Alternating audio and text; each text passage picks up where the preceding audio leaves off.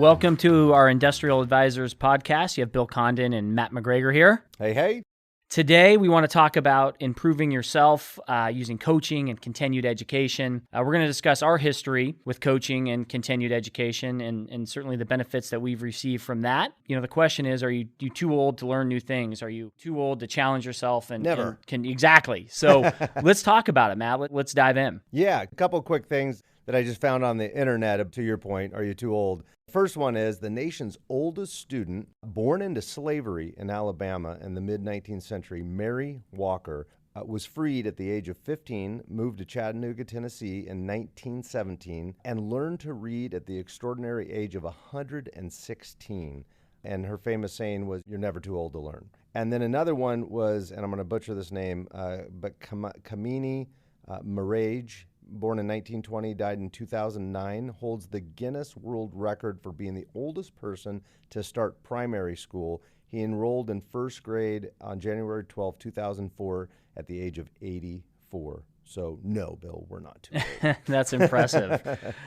So let me ask you a question. You always seem to be discovering new programs and looking at new coaches. Tell us why you're always searching and where this came from. Yeah, for me, I grew up a terrible student because I had dyslexia, and so I really struggled in school. And when I got into sales in my late teenage years and early 20s, I had a mentor that gave me some cassettes on sales. And, you know, I didn't read a lot at the time because I was such a slow reader and had such poor retention, but I started learning through audiobooks, and it was sales. And I plowed through hundreds of them at the beginning of my sales career in the first few years, and just became a huge learner and learned probably more in call it a 3 or 4 year period that I had learned my whole life educationally, and read more books because they were on tapes at that time than I had ever read in all my years combined. And so I became an enthusiastic learner of that at an early age. And then I went to the Sales Mastery Seminar in Arizona.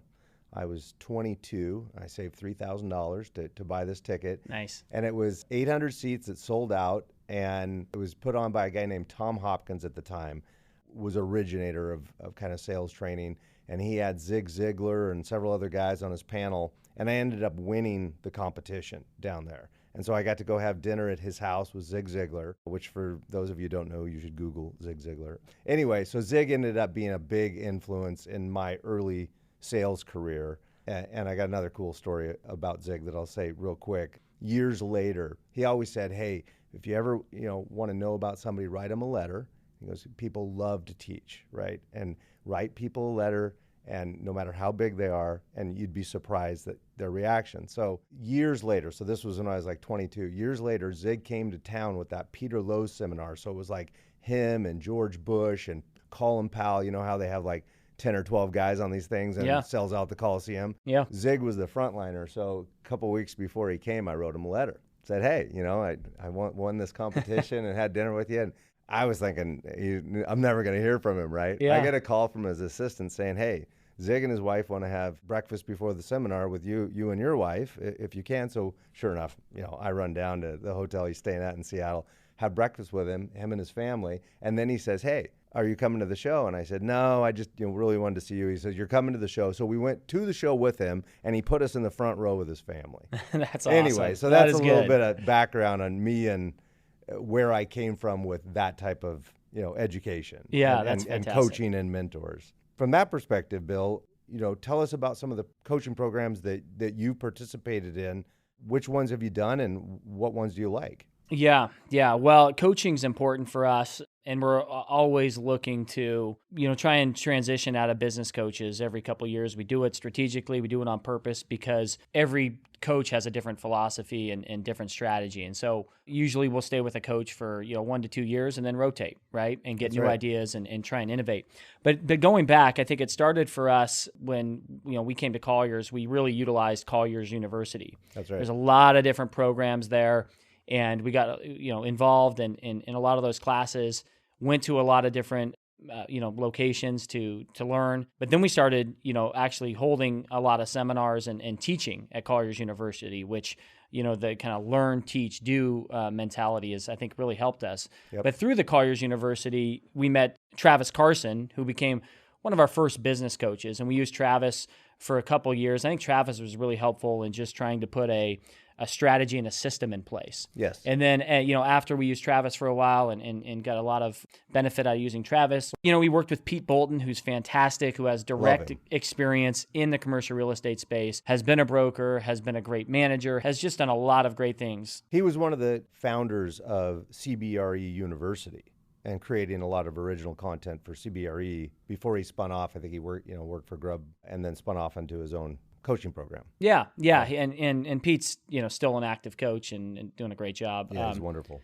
And then we've used Tim Jenkins, who you had the relationship with Tim. Tim has been fantastic and I think really provided us with a way to think outside the commercial real estate box. So often you get, in your own lane and you're only thinking one way. Tim came in with an outsider's perspective and I think has really challenged us to look at things from a bigger picture. Yeah, and Tim came from the consulting end, nothing to do, to your point, with commercial real estate. And we purposely hired him because he didn't come from commercial real estate. And I think we had 2 or 3 coaches in a row that came from that. Yeah. From that perspective, and you mentioned it, why did you and we come up with the philosophy of the kind of the 2-year model? Talk about what the 2-year model is. Yeah, the 2-year model is we hire a business coach and we tell them, hey, no matter how well you do for us, we're going to fire you in 18 to 24 months. You're out, and, they ask why. And we say, listen, we want new perspectives. We want new insights. And that's our model. We're going to have a different business coach every 18 to 24 months. And so it does give us new perspectives. It does give us new ideas. And I think it's benefited us a lot to make those changes. Every coach we've had has been phenomenal. That's right. But everyone provides a different perspective. And then what it does, I think you would agree that we end up compiling over the years this trusted group of coach mentors that's kind of a circle of excellence that we can call and utilize for different things and different connections and different questions. We fire them, yes, from a weekly or monthly perspective, but we always utilize them later. I mean, I don't think a month goes by that I don't talk to Tim or Pete. Yeah. And they're not our coaches on a full-time basis anymore. Yeah, I think what's great is, all those coaches we've had have become friends, right? Absolutely. And so,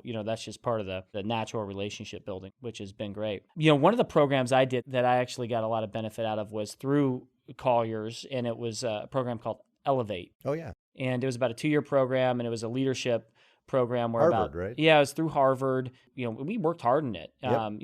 Every week we had online stuff to do, and there's about 15 of us that went through that program, and it was great. It really helped a lot. I think the biggest benefit I got out of that was the change management piece of it. Change happens so much in our industry and in business every day and life every day. Really navigate through change management effectively. That was one of the better programs that I went through. And you've certainly done a lot of different programs. What are a few that have stood out to you and maybe you have benefited the most from? Yeah, definitely. And just before I answer that, I'll say I remember you taking that course. I remember it taking a lot of hours and that you got a lot out of it. And we implemented several things that you learned out of that. Yeah, it was great. Program. And you were on campus at Harvard for a little bit. We were. Yeah, we were back there. And you're a Harvard man. Yeah, right. I'm not smart enough. I can't even spell Harvard, right? Yeah. It was really beneficial. I've done a ton.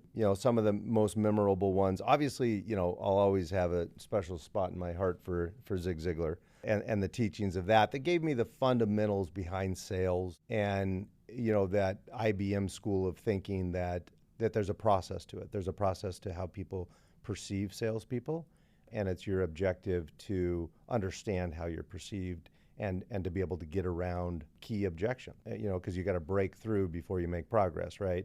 And so those original foundations, I credit Zig Ziglar, Tom Hopkins with those philosophies that made me think different. So that was early on. And then I did some continuing education. I went back to University of Washington for a commercial certificate in real estate. So I learned a lot from that, made a lot of contacts. Pete Bolton, as you mentioned. Rod Santomassimo put us in his book, Teams That Dominate. His original book was Brokers That Dominate. Yeah. I think was the #1 seller still in commercial real estate. He's been a great friend and mentor. I was recently on his podcast, and funny story, I signed up for Strategic Coach, which is another great program, and I had never met Rod, and as you know, we were chapter 3 in his book, so he had called and interviewed us, liked our story, and put us in his book. A couple years later, I'm in Toronto at a Strategic Coach mastermind session like, 50 people in the room, and all of a sudden I see Rod Santomassimo, and I'm like, Rod, Matt McGregor. And anyway, he's been a great, contact. I never officially have used him for a coach, but, I've called him on a lot of things, and we've corresponded on a lot of things. Strategic coach, there's all sorts of different programs. There's one-on-one coaching, there's group coaching, there's classroom coaching.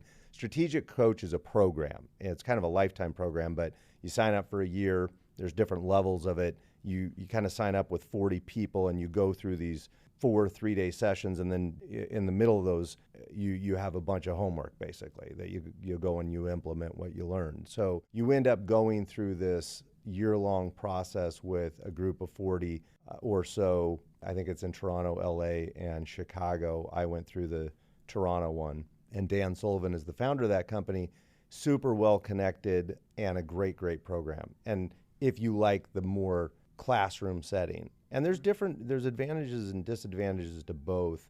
I would say the classroom setting, I end up, I always call them nuggets. I walk away with something. And in Strategic Coach, I actually walked away with more fundamental great ideas from sidebars with students in the class that were big entrepreneurs and very successful people than I learned from the actual class. Mm-hmm. And so there's different things. Sometimes I want one-on-one coaching, sometimes I want group coaching. Strategic Coach was a great one.